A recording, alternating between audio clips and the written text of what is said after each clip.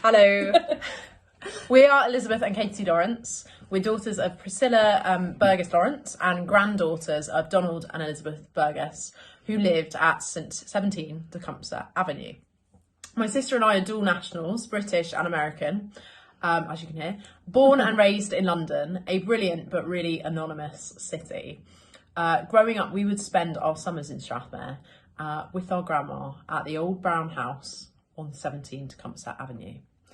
So Strathmere gave us a neighbourhood, the safety, the familiarity, the characters that we never really had in London. And for our mum and grandma too, they found a home here whilst most of their lives existed elsewhere. The place really raised us in all different ways. There's the story of the house. So in 1915, Gilbert Smith, an amateur architect and future mayor of Avalon, built 5 houses in Strathmere. The California bungalow, as he called it, on Tecumseh Avenue, was due to be his own personal home. But after some financial issues, he sold it to my great-grandparents, Isidore and Elizabeth Ravden. So Isidore was a big-time surgeon, and Elizabeth, his wife, and doctor in her own right, wanted a retreat from their busy lives in Philadelphia.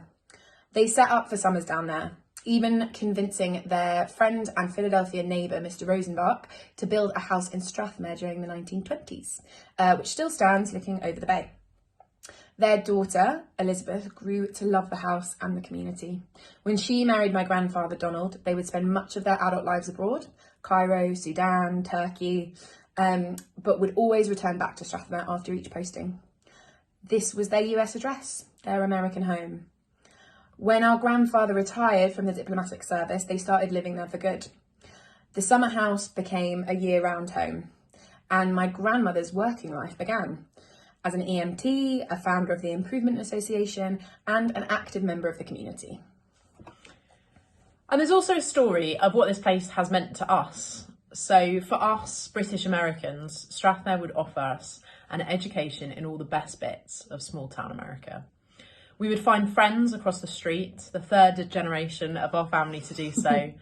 We'd learn how to play run the bases on the side lot, speed up and down the town on our bikes, host yard sales and sell pink lemonade. We'd drive miles for the best ice cream, Bergus, play until late, being called home as it turned dark and the mosquitoes started to bite. It was pretty idyllic. We would learn about our nationality, get the lessons that we'd been missing at school, great lectures on the porch, amid a haze of cigarette smoke and hummus and whiskey, about our family history, but also America's. And we'd be taught what we should be proud of and what we shouldn't be. As we grew up, Strathmere would teach us the meaning of community, the role individuals played in getting things done, in fighting for character and conservation, the importance of the post office, of volunteers, of looking out for your neighbours. I spent one summer delivering little green men to street corners with my grandma, another collecting and counting cheques for the fire association.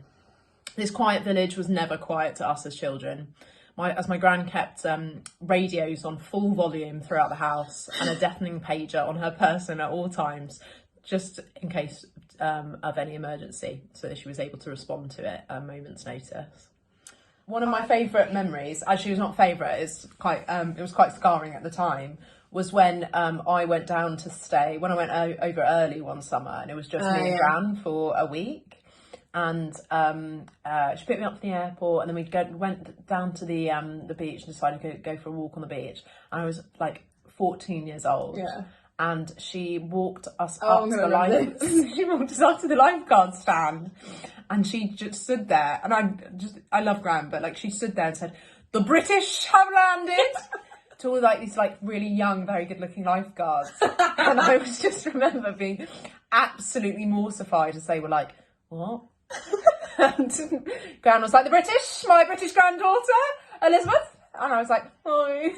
No, but you know what I do like about that is that anytime, well, you got to love and hate it, and it takes a little while getting used to once you're coming back from London where no one speaks to each other. Yeah. But it's when somebody would hear a British accent on our accent on the beach, and then they come up to me and be like, "You must be related to Elizabeth or to Priscilla or something like that," and you'd be like, "Yep, who are you? No idea who you are." You came down to chill. Yeah, I just wanted some time, and then I just said something, and now you're coming and chatting to me, and I don't know who you are, and you know everything about me. Yes, yeah, very true. Or when like you'd go to Acme with Gran, Oh, yeah. and then you just like want to drive there and back, and then go and do your own thing. Oh, no. But she'd take you for a tour around the town, but she'd stop and talk to everyone. person, So yeah. it took about like an added extra hour. Yeah. Yeah. Yeah, that was fun. I always had so my birthday obviously is in the summer, so I managed to get away with like 5 birthdays every year. It's great.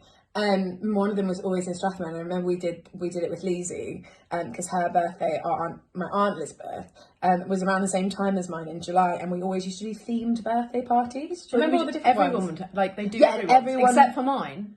Well, yeah. They would do. You'd have all of the birthday celebrations. No, but December's too late. Yeah, but you'd have the cake for I would say everyone's name except for me. No, but this was before And that. maybe Gran, actually. Yeah, I don't think Gran got counted. Yeah. But no, this was before that. Yeah, your 1950s poodle. Yeah, the poodle one. We still have the photos from that. The Hawaiian. No, I don't think it was. I think it was a poodle one. You dressed.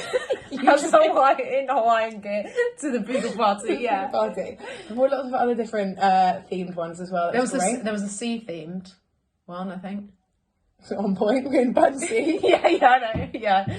Lots of shells to decorate. I still think that's something that I'm going to miss not being able to get over here is like Acme cake. Yeah, no, Acme cake, absolutely. And like, I remember saying that to Mrs. B, and she was just being like, but Acme cake's so gross in comparison to all the other like homemade, really nice cakes that you could get. And I was like, you defending Mrs. Bateman on this? Want buttercream icing. Yeah, I know. And a marble cake filling. Well, and also like Lisa and Alex, so like our aunt and our cousin. They'd always, one of them hated the icing, the other one hated the cake. Oh, perfect. So they'd all like they'd eat the bit they liked and then swap. That's quite clever though. Yeah, it was quite real. That's a good way of doing it. Yeah. Do you have birthdays there? Yeah, those were fun. Those birthday parties. Yeah, you never got to have one. No. Oh no! I just wanted to add. I got brutally cut off, but I wanted to talk about our yard sales. Yeah, and actually, this is true because I think I cut you off because I've never been part of one of these yard sales. No, you were an active part of one of the yard sales. No, what? So I think I'm just... not sure who had the bright idea of the yard sales, but it came from the Pink Lemonade on Enterprise. I think I didn't believe in this expansion of the Pink Lemonade Enterprise. So we have the Pink Lemonade on the Pink Lemonade. Like remember little cans in of like the powder for Pink Lemonade. And so we'd have that, and we got obsessed with it each summer because we like loved it. I can't believe we made it out of the powder and people still bought it. Yeah. So we. Racket. Everyone loves a cool, refreshing drink because they're going out to the beach. Apart from them, we realised that no one ever had money when they were going down to the beach. Yeah. That was a Although if they parked their car, unforeseeable obstacle. They parked their car. I think they were just being polite, if I'm honest. But anyway, so we did the Pink Lemonade stall. Yeah. And then I remember like there was progressions of kind of like what would be. Where it would work best, and where we could be bothered to put it. Okay. So I remember we put it on the porch, and we'd like shout Pink Lemonade, but nobody would want to walk up. Yeah, fair. Because obviously it was not an inviting environment. You're just yelling Pink Lemonade at them. Yeah, and also just like weird British kids being like Pink Lemonade. So we moved down to the like end of the pavement, and that we did better there. And we saw those painted shells as well, didn't we? Well, and then we started expanding painted shells, and I think Lauren Bateman did very well on her painted shells. I think she actually was good at painting the shells. I don't think we did as well. I think you were quite good at selling the painted shells, and we all knew our strengths. Yeah. So wait, and then when did you? If you can sell seashells and seashore, mate. Yeah, Donald Trump eat your heart out. and then. When did we expand to a yard sale? Okay, and then it started getting a bit out of hand. We expanded into the seashells business, and then we started our yard sale, which basically meant we went around our houses and picked up the stuff that we didn't want, and then we would sell it. So I remember like there were some action figures. Like, no doubt, like, Tom arrived with some, like, wheels off his skateboard. Oh, yeah. Or, like, whatever. And just go to the top of the garage and see what's around. And then be like, oh, yeah, that's 50 cents. Which we didn't do too well out of those. To be fair, they're, like, it's good entrepreneurship of us. Yeah. And, like, little was I to know that I just hold the biggest yard sale of my life. People knocking down the door at 8:45 to try and get in there. With knives. And they were also just wanted the random crap. I know. Anyway, yard sales were a big part of our childhood. And the other thing I was remembering the other day was when you learnt to ride your bike. Oh, yeah. Because I remember, like, it was like the summer where, like, Tom, Lauren and I had all learnt to ride the bikes. You left me behind. And no, we didn't leave you behind, but you were, like, trying to keep up with your little stabilisers. Yeah. Trying to keep up. And then you were like, I've got to learn this. Determined. And Determined to not have FOMO. I remember Gran just, like, trying to come out and teach you. And I was like, just ride. And then Mum went for, you had like the bad cop who was just like, come on, you can do it. Yeah. And then Mum came out and was like, good cop. And she was the one that managed to get you. Yeah, and I still have that. So my dad played it to me on my 18th birthday, which is, he was in England at the time. And then so I phoned up in the middle of the night to obviously be like, hey Dad, I learned to ride my bike, and he didn't get it, so it like went on to answer phone, and then he picked it up, so then it recorded this entire message, and then he decided to play it, and I had a few too many glasses of wine at my 18th birthday party, and everybody started crying. I think he must still have it. And which is just cute little 7-year-old me being like, I learned to ride my bike, and then Dad was like, so, oh my god, well done. Anything else to tell me? No, that's it. Here, talk to mummy. Oh, good times. And the other thing I was just remembering before you really cut me off again. How long is this going on? The other thing I was remembering, because I was thinking about what we should say. Yeah. And I was thinking about just like how remarkable I think it was that when Granny was living there on her own, how like up on all the new technology and like internet she was. So we would like, like AOL. You know, we would be like 8 or 10 and she would be instant messaging us on AOL. That's such old school, isn't it? Yeah, but and she was like all over email and stuff like that. And I just think like for somebody who, you know, she must have seen so much in her lifetime of like technological change. And for her to be like so on top of that and like, you know, that's the way she's talking to her grandkids. Yeah, it's really good. Just really impressive. Our little house in Strathmere was certainly home to some great men. But it'll be the great women that we remember about this town. Our grandmother, Elizabeth Bergus, her warmth, her fortitude, and her second life here. My aunt, another Elizabeth, and her great laugh. Our mother, Priscilla. Mrs. Bateman, across the road, who made sure our families from different ends of the world would always stay connected.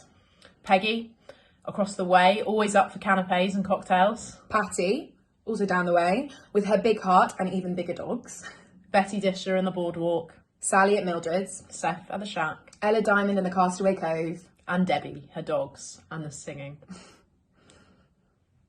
We have many, many stories. Too many stories to mention. It's the time I sat on the jellyfish. The time I had to get rescued by lifeguards. The time Mum got busted by the cops. And the time Dad caught 4 dog sharks in the bay off of one of Frank's boats. The christenings, birthdays, weddings, funerals, summers, winters, springs, 4th of July's, Christmas, New Year's. But the one we'll never forget is the one that we perhaps all have some variation of. The story of the water tower appearing on the horizon. The drive over the bridge, Strathmere creeping closer. The old familiar sights, Uncle Bill's, the Deauville, the firehouse. The turn around the corner into the street. The roll up the drive. Crunching under wheels, look up at that front porch. Gran on the steps, cigarette in hand, shielding her face from the sun. My aunt stepping out into the snow that cold December. And Mum, hand on her hips, waiting for the big reunion. There'll always be a special place in our heart for this little barrier island, however many miles away we are.